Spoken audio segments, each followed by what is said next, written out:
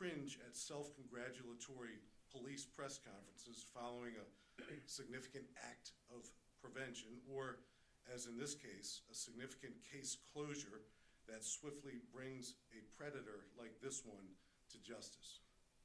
Today is not about our collaborative efforts.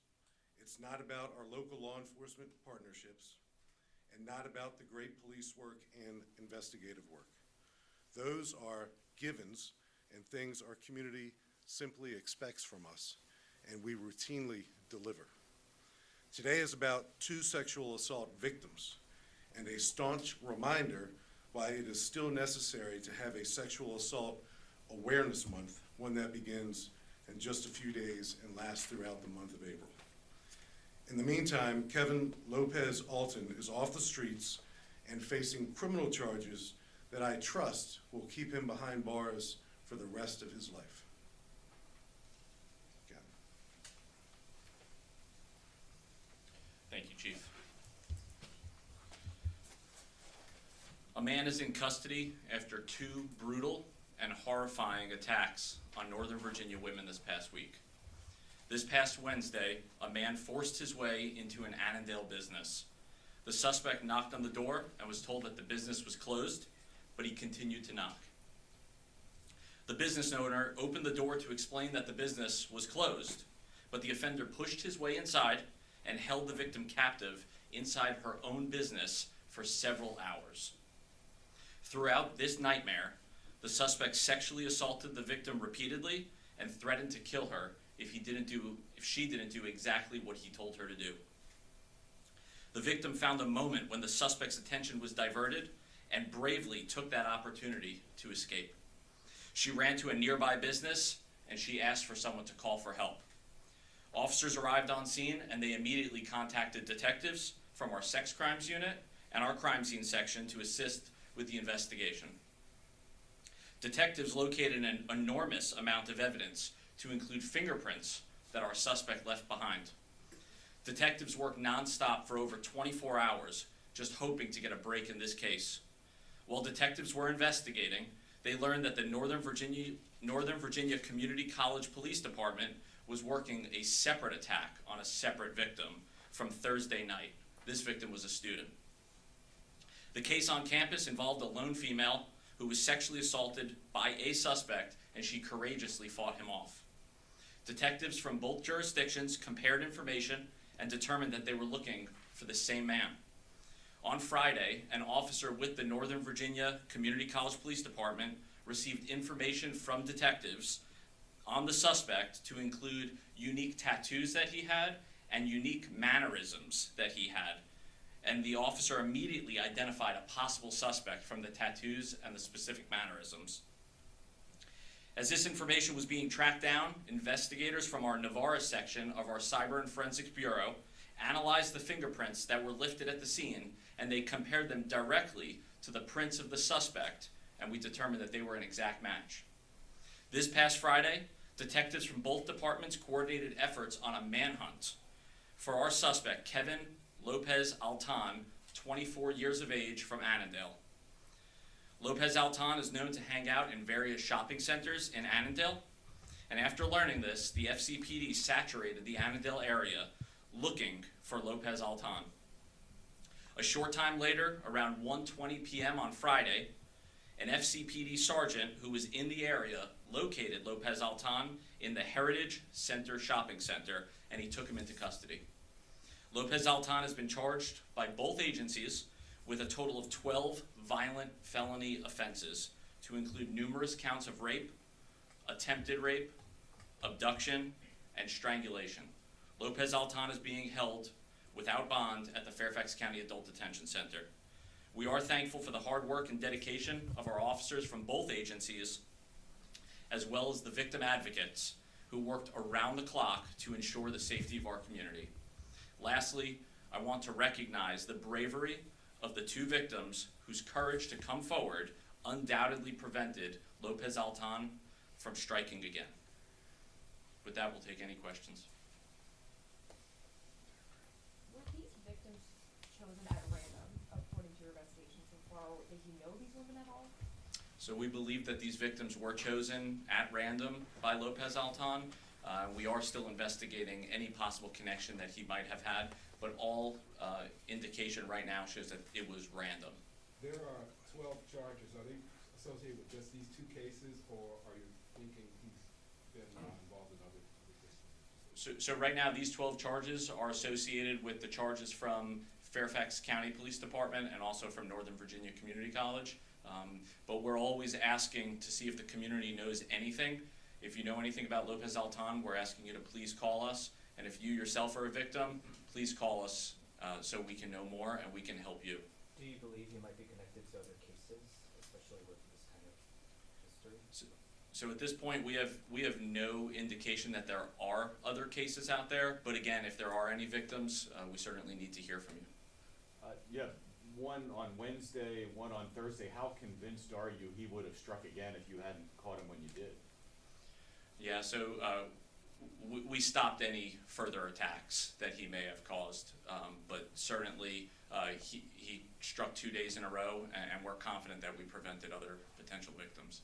You mentioned mannerisms. What do you mean by that? What were his mannerisms? Yeah, so there are specific mannerisms that he possessed where when he was walking around, he had his fingers moving in a motion like this at all times, which certainly helped the Northern Virginia Community College police officer to identify him. Is he a resident from Fairfax County? He is of Annandale. Was the Northern Virginia Community College police officer familiar with him from being on campus, or was there some other interaction you've had with this guy? He was not familiar with him being on campus, but he was familiar with him from his previous job. Previous job? Yes. What was that? He worked for the Sheriff's Department for Fairfax County. Was that his position when he was arrested? Is he still at the sheriff's? The Fairfax County Sheriff's? Fairfax County Sheriff's. The officer worked for He him. also used to work for the Sheriff's Department. Was he deputy? I believe he was.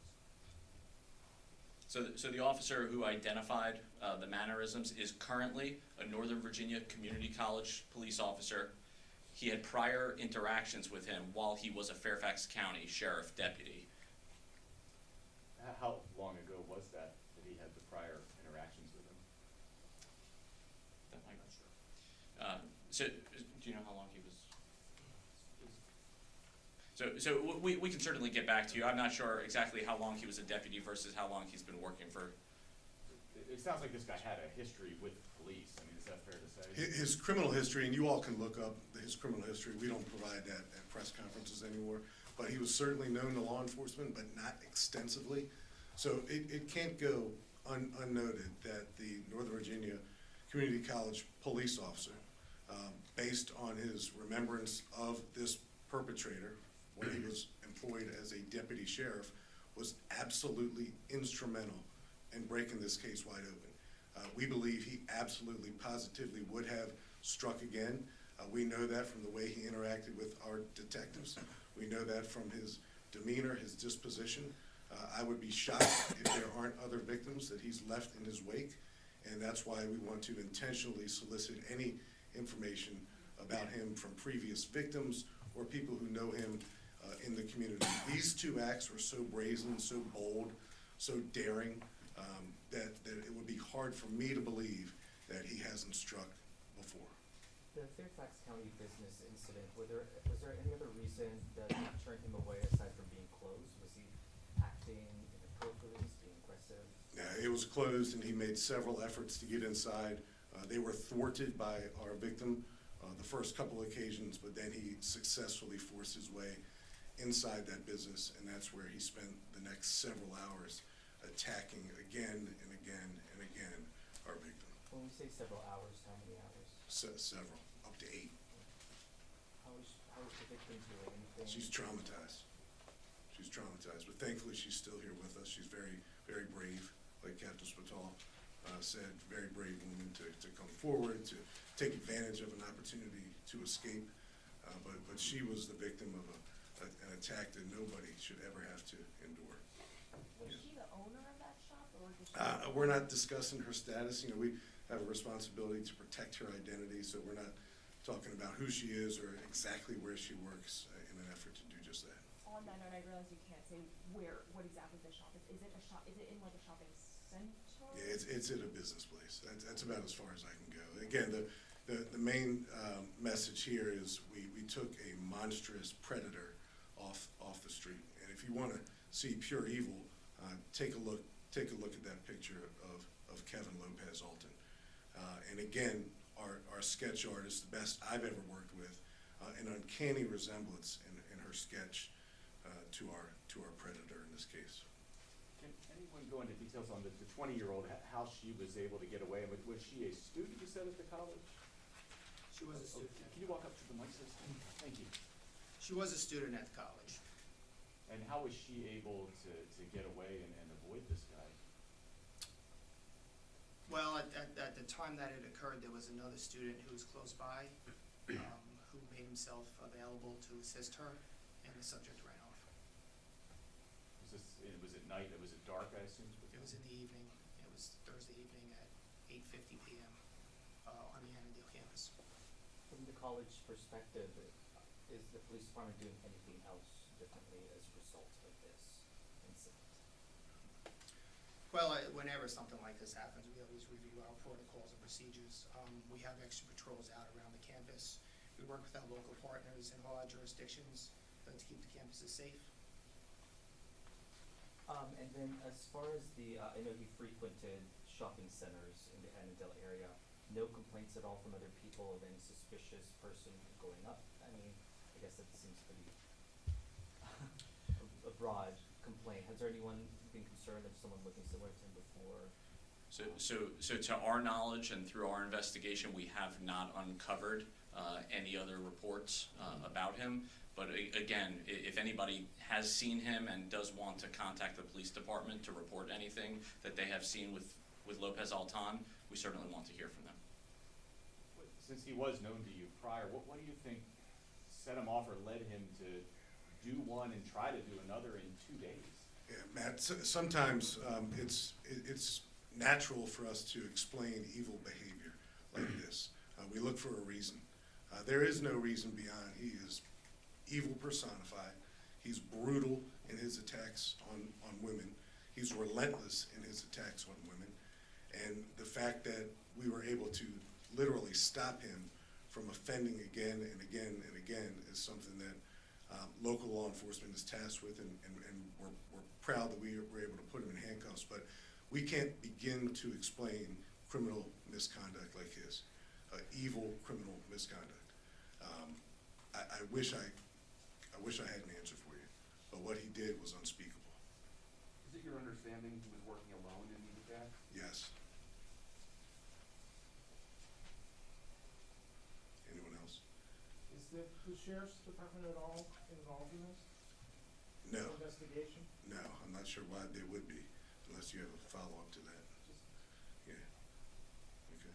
And, one of the reasons why we've asked Director Sally Fayez of our Victim Services Division to be here is because after these brazen acts of brutality, sheer brutality, we are about to go into a month of April where we pause and recognize the importance of law enforcement, detectives, patrol officers, and victims of sexual assault. So I'll ask Director Fayez to say a word on that, and if you don't have any further questions, we'll conclude. Did he act alone or looking for another suspect? Now, this is a sole person that we have captured. We do not believe he was acting in concert with anyone. He did this by himself to 2 women, one in Fairfax County and one on the campus of the Northern Virginia Community College. We have zero reason to believe he acted with anyone. But again, and this is probably the 4th time we've messaged this request to our greater community, if anyone has any information about him harming other women or involved in any other crimes, please come forward and help us continue to hold him accountable for his crimes. So. Thank you. As the chief mentioned, April is the start of Sexual Assault Awareness Month. To the victims that are out there that we are working with, as the chief said, we are proud of you. You are courageous, you are brave, and it's important to understand that this doesn't end today. The police department's gonna stand by you, and the advocates are gonna stand by you, the detectives are gonna stand by you. So we recognize that you are watching, and we're with you.